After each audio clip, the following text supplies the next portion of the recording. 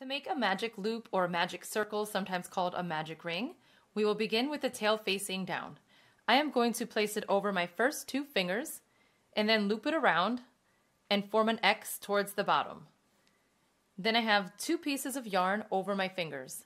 I will place my hook underneath the first one, pulling that second one through, and then I'm going to give it a twist.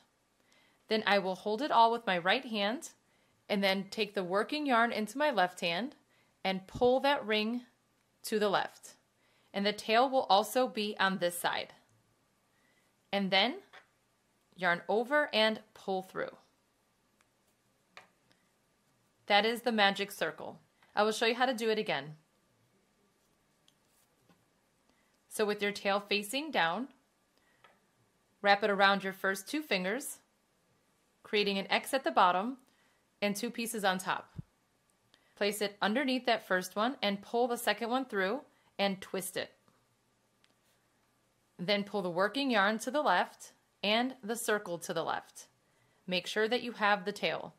And then yarn over and pull through.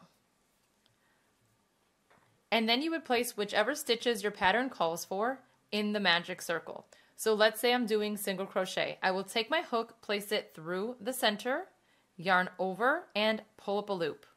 Then I would yarn over and pull through both. Again, pull up a loop, yarn over, pull through both.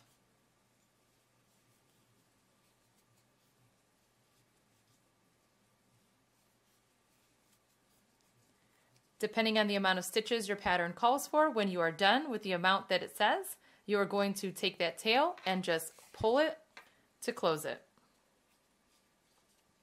That is how you make a magic circle.